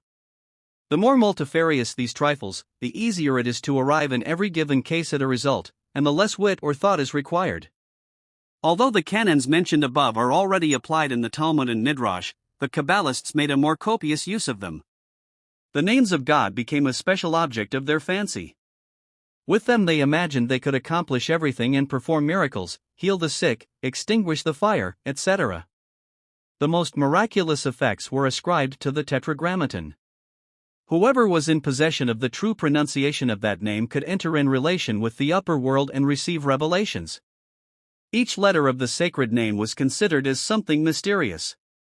The letter Y of YHVH referred to the Father as Creator, Abba, and H to the Mother, Imma. Because the letter H occurred twice, they distinguished an upper and a lower mother. The permutation of the letters of the Tetragrammaton brought about a multitude of new divine names which, either spoken or written, influenced the course and laws of nature. As was the case with the name of God consisting of 4 letters, so it was with that consisting of 12, 22, 42 and 72 letters.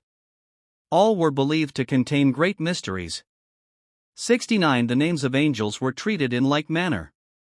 Thus the Kabbalists greatly misused the Old Testament, especially the Torah. And, as says Professor Wunschy, by making the Bible a textbook to elicit deeper ideas, the greatest nonsense and rubbish came to light. The so-called hidden mysteries and revelations were nothing but fancies whirling in the heads of the Kabbalists. The exegetically literature of the Kabbalah clearly proves that its representatives had completely lost the sense for a suitable understanding of the words of Scripture. 70. 6. The Kabbalah in relation to Judaism and Christianity. It must be acknowledged that the Kabbalah intended to oppose philosophy and to intensify religion.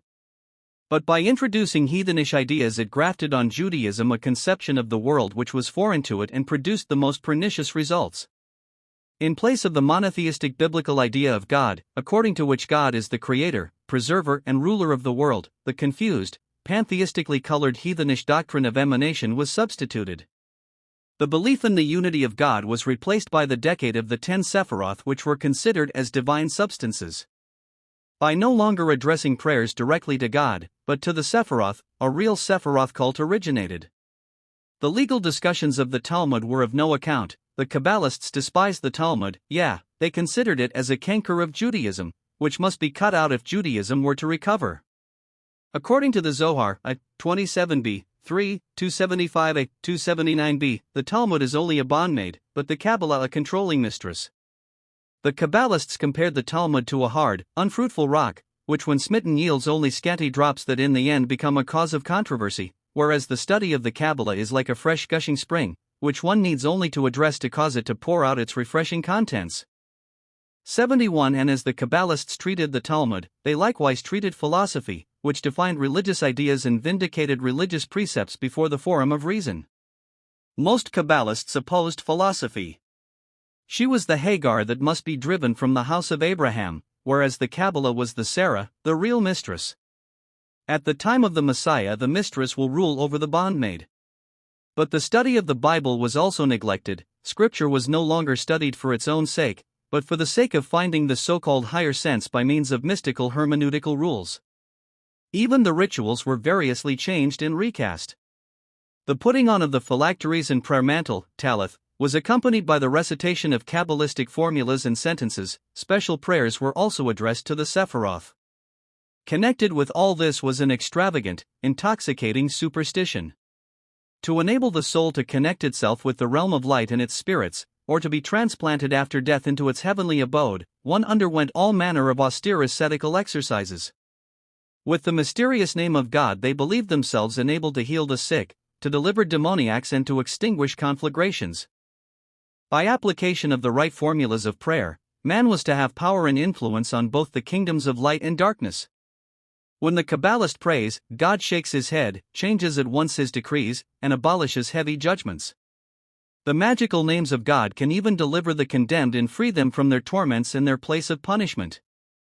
In this respect, we even meet with the doctrine of the Catholic Mass for the souls. 72. The Book of Psalms with its songs and prayers was especially considered as a means of producing all manner of miracles and magic, as may be seen from the Sefer Shemish Tehillim, literally, the book of the Kabbalistic application of the Psalms, a fragment of the Practical Kabbalah, translated by Gottfried Selig, Berlin, 1788. This sketch of Professor Wunschy is by no means exaggerated. 73. Mutatis mutandis, we find the Kabbalistic notions among the Hasidim, a sect founded in 1740 by a certain Rabbi Israel ben Eliezer Balshem, 74, also called Besht. Balshem made his public appearance about 1740 in Tlusty, in the district of Zarkau, from whence he subsequently removed to Medzabos, in Podolia.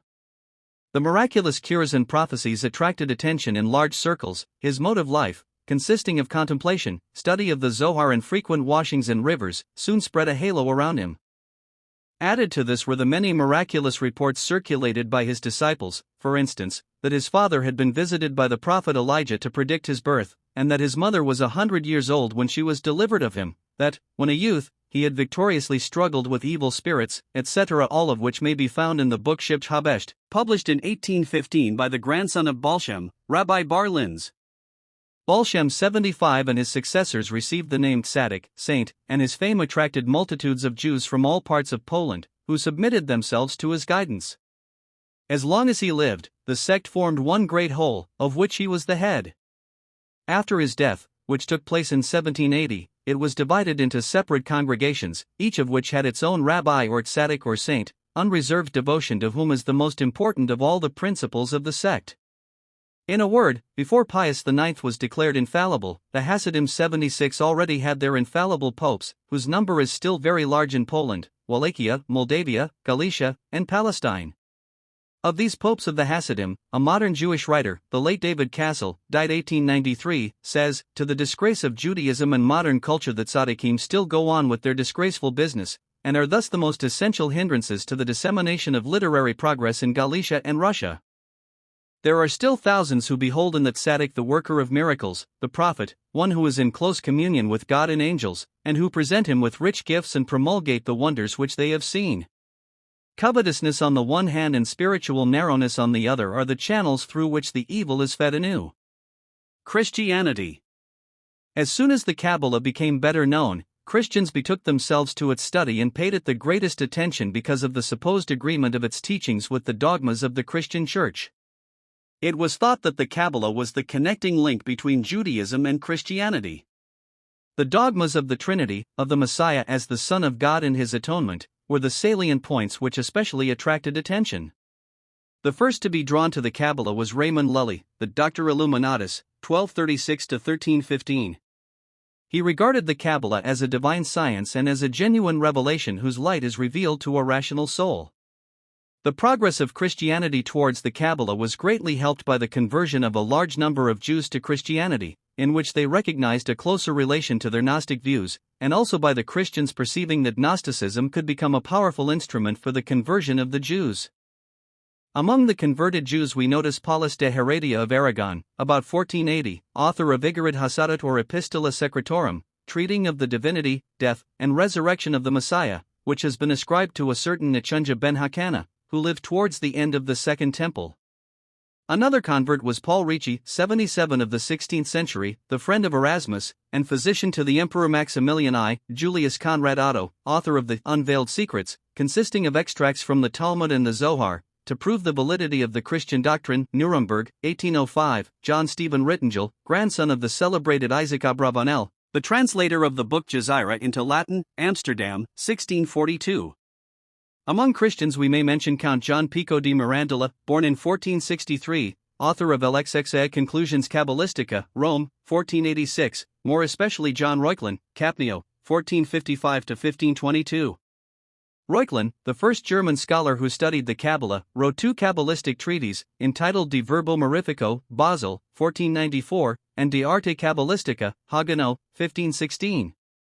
78. The first treatise is written in the form of a dialogue between an Epicurean philosopher named Sidonius, a Jew named Baruch, and the author, who was introduced by the Greek name Capnio. Capnio would have it that the doctrine of the Trinity is to be found in the first verse of Genesis. He submits, if the Hebrew word bara, which is translated created, be examined, and if each of the three letters composing this word be taken as the initial of a separate word, we obtain the expression ben, ruach, ab, i.e., Son, Spirit, Father. Upon the same principle we find the two persons of the Trinity in the word abn, eben, stone, occurring in Ps xyi. 22. The stone which the builders rejected is become the head of the corner, by dividing the three letters composing the word abn into a ben, i.e., Father, Son. The second treatise is also in the form of a dialogue between a Mohammedan, a Pythagorean philosopher and a Jew. The dialogue is held at Frankfurt, where the Jew lives to whom the others come to be initiated into the mysteries of the Kabbalah. The whole is a more matured exposition and elaboration of the ideas hinted at in the first treatise. How the truths of Christianity can be derived from the Talmud and the Kabbalah, the Franciscan Pietro Galatino endeavored to prove in his treatise De Arcanis Catholici Veritatis contra obstinatissimum judicorum nostrae tempestatis perfidium, or Tona di Mare, 1518. Much as Lully, Mirandola, Reuchlin, and others had already done to acquaint the Christian world with the secrets of the Kabbalah, none of these scholars had given translations of any portions of the Zohar. To this task nor Baron von Rosenroth betook himself by publishing the celebrated work Cabala Denudata, the Kabbalah Unveiled, in two large volumes, the first of which was printed in Sulzbach, 1677–78, the second at Frankfurt on the Main, 1864, giving a Latin translation of the introduction to and the following portion of the Zohar, the Book of Mysteries, the Great Assembly, the Small Assembly, 79 Joseph Jacatilla's Gate of Light, Shar Ora, Vital's Doctrine of Metempsychosis, Hagilgulum, and the Tree of Life, Etz Chaim, Cordevero's Garden of Pomegranates, Pards Rimmanim, Abraham Herrera's Gate of Heaven, Sha'ar HaShemayim, Naphtali ben Jacob's Valley of the King, Emek Habacha, Naphtali Cohen's Vision of the Priest, Meir Cohen, etc., with elaborate annotations, glossaries, and indices. Nor von Rosenroth has also collected all the passages of the New Testament which contain similar doctrines to those propounded by the Kabbalah. In spite of its many drawbacks, the work has been made use of by later scholars, especially by Chr. Schottgen in his Ori Hebraicae et Talmudicae, Dresden, 1733, and Theologia Judicorum de Messia, Ibid, 1742. The powerful preponderance of the religious and ecclesiastical interests, as well as those of practical politics which became perceptible in the first quarter of the 16th century, giving to the mind a positive impulse, and to the studies a substantial foundation, arrested the further development of the Kabbalah, and thus it came about that in the course of time the zeal for Kabbalistic studies among Christians has cooled. It has become generally understood that the Kabbalah and Christianity are two different things. The idea of God according to the writings of the Old and New Testaments is entirely different. The same is the case with the notion of creation. When the first triad of the Sephiroth, crown, wisdom and intelligence, is referred to the three persons of the deity, their inner immanent relation is not thereby fully expressed, as Christianity teaches it. The three Sephiroth only represent three potencies of God or three forms of his emanation. The other Sephiroth are also such divine powers and forms. One can therefore rightly say that the Kabbalah teaches not the Trinity, but the tenunity of God.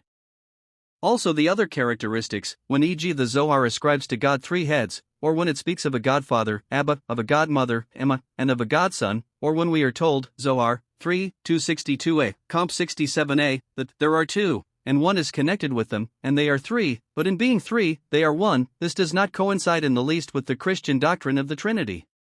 81 in 1 Codex of the Zohar we read on the words Holy, Holy, Holy is the Lord of hosts, is 6.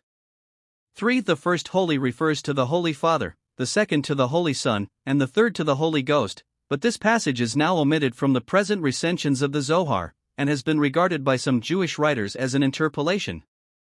82 As to the doctrine of Christ, the God incarnate, it cannot be paralleled with the confused doctrine of Adam Kadmon, the primordial man.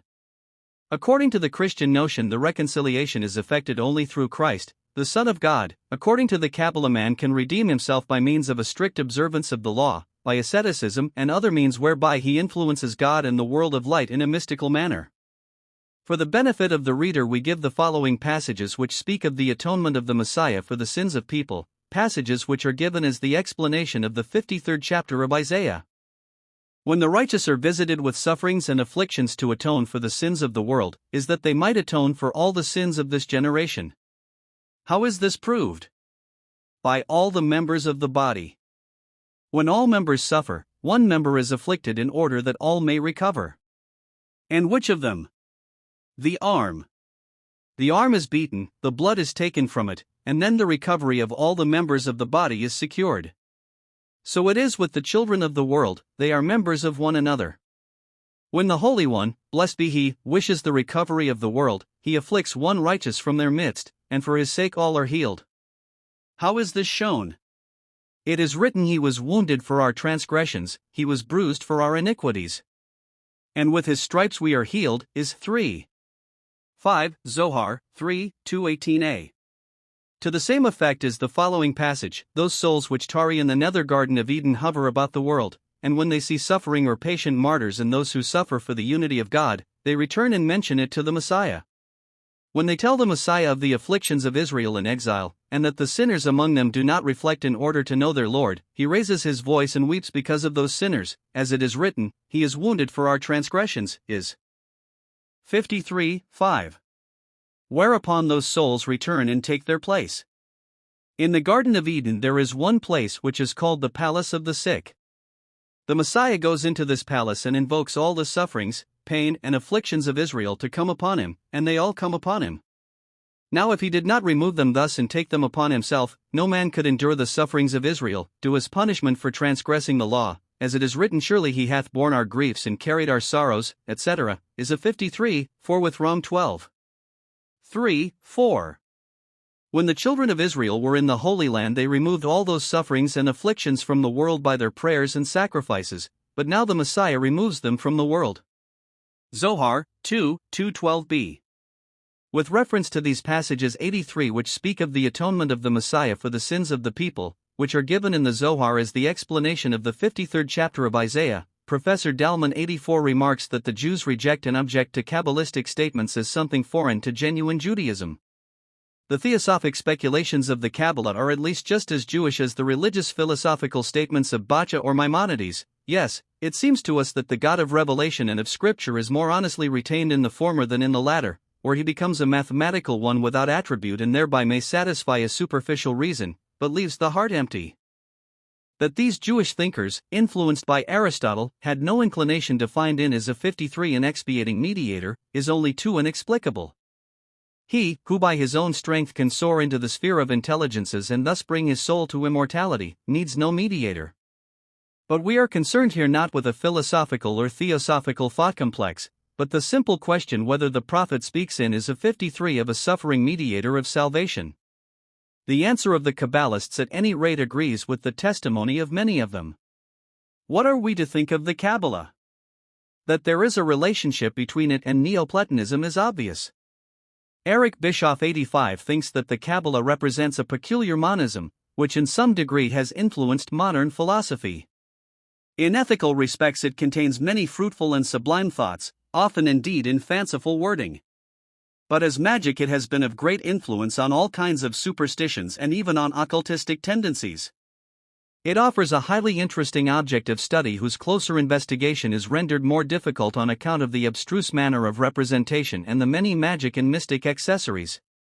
But that which is valuable is sufficient to ensure for it a lasting interest.